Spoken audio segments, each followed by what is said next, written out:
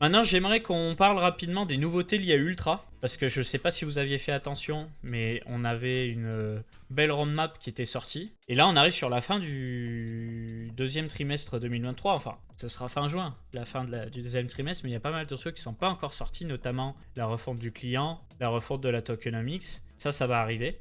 Alors, au niveau des nouveautés, on a surtout pas mal d'images liées au jeu. Donc ça, je pense que c'est ce qui va vous intéresser le plus. Mais on va faire le point sur tout. Alors déjà, on a Bad Mad Robot qui avait été annoncé, je crois, en février. Alors ils nous disaient bêta Q2 2024, maintenant sur leur Twitter ils nous disent que ce sera plutôt cet été. Alors je pense que ce sera juillet-août. Le jeu avait l'air pas mal, hein. Je vous montre rapidos. Voilà, petit jeu à la troisième personne, sur Unreal Engine 4. À tester hein, bien entendu, mais visuellement c'était assez cool. Donc ça c'est un jeu Immutable X, il sera sur plusieurs launchers dans Ultra. Et clairement, il faut qu'il y ait un jeu multijoueur pour que ça ramène du monde sur Ultra, ça c'est évident. Ça s'était bien passé avec Exverse, mais c'était une bêta que de quelques jours, malheureusement. Voilà, donc on a ça, on a d'autres jeux Immutable X qui vont arriver. Quand vous allez sur le site d'Immutable X et vous allez dans les partenaires, vous tapez ensuite le nom d'Ultra et vous pouvez voir qu'ils sont là. Donc le but c'est que Immutable X, ils ont leur propre écosystème de jeu aussi, bah, qu'il y ait un lien entre Ultra et Immutable X. Donc ça va faire du bien. J'ai vu un Space IO CryptoTac. J'ai vu, t'inquiète, on est en contact avec eux depuis longtemps. Voilà, donc ensuite, autre nouveauté, on a l'ouverture du standard NFT pour tous. Donc maintenant, vous allez pouvoir créer vos propres collections NFT avec plus de conditions au niveau des NFT, notamment la possibilité de distribuer automatiquement les revenus et les royalties, comme c'est le cas avec le standard Metaplex de Solana. Donc ça, c'est plutôt cool. Des nouvelles DApps qui vont arriver, notamment le DEX Agora DEX avec des nouveaux stablecoins, la gestion de l'EVM qui va arriver par le biais d'Agora sur Ultra. Donc ça aussi, ça va permettre de ramener un peu de gens. Et maintenant, on va parler du jeu. Le jeu Projet Citadel qui n'est pas encore sorti. Donc Projet Citadel, on a pas mal d'images en réalité, hein. Des trucs vraiment sympas pour le coup. Je suis content parce que les jeux Web3 à chaque fois c'est pas terrible, hein, on va pas se mentir. Ou s'il y a quasiment rien de disponible. Donc là, on le voit avec son arme, avec un éclairage assez bien foutu honnêtement. Vous voyez, on n'a pas de réticule au centre. On joue un peu en no-scope. Enfin, le seul réticule qu'on a, c'est celui proposé sur l'arme. Ça me fait penser à Doom ou Quake un peu. Après, on a une deuxième séquence. Cette fois, elle se passe dans une cage d'escalier justement. Alors, je sais pas si vous entendrez bien. Mais la spatialisation audio est très bonne. Le niveau des déplacements, c'est propre. Les rechargements sont assez lents. Je sais pas s'il y aura des atouts ou des trucs débloquables pour rendre les accessoires, les rechargements plus rapidement. Voilà, ensuite donc une image de la map. SCP-5K, je connais pas. Ensuite, voilà, donc la map.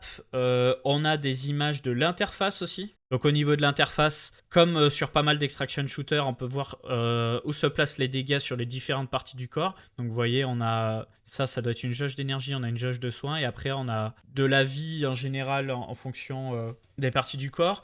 Alors, j'ai pas pu tester, donc j'ai pas plus d'informations à ce sujet-là, mais ce que j'imagine, c'est que quand tu saignes trop, tu peux peut-être avoir ta vie qui baisse au fur et à mesure avec le besoin de te soigner. Du côté droit, alors je vais enlever ma cam parce que... Du côté droit, on voit donc les deux armes. Là, actuellement, on a l'arme de poing en main, mais on voit son arme principale. Les binds au niveau des touches qui ont choisi d'être placées en bas à droite plutôt qu'être au milieu de l'écran comme sur un Valorant par exemple, pourquoi pas. Donc là, on voit un couteau, grenade, une autre espèce de grenade, et on a pas mal de place pour d'autres accessoires hein, d'ailleurs. Donc j'imagine que tu vas avoir une espèce de, comment dire, d'inventaire où tu vas devoir déplacer dans les bons encarts les trucs. Attendez, je vais vous montrer un inventaire sur Grayson Warfare. Inventaire.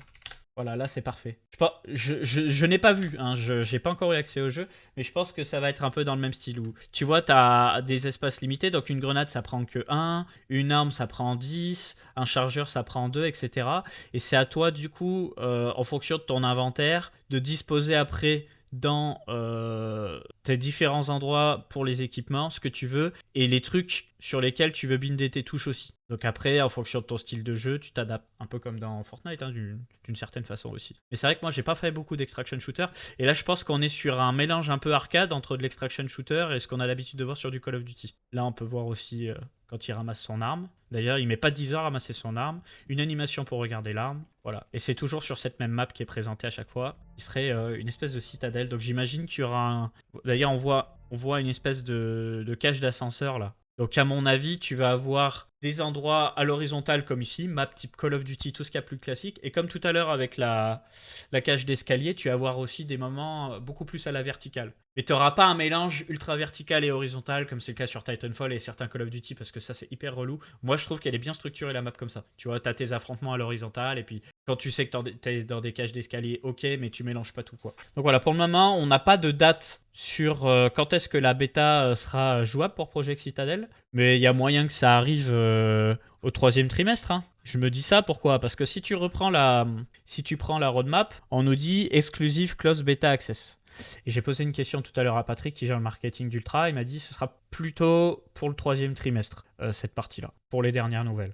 Moi, je pense que Citadel, ça peut être vraiment pas mal. S'ils arrivent à faire un jeu gratuit, de guerre, multijoueur, optimisé, Web3 et qui capitalise dessus, en plus ils ont la plateforme e-sport, franchement, ça peut donner. Hein. Donc voilà pour les nouvelles Ultra. On reste accroché à la roadmap. Très curieux de voir ce que ça va donner au niveau de la refonte de la tokenomique d'ailleurs. Et ce que ça va donner au niveau des partenariats et des accès bêta exclusifs.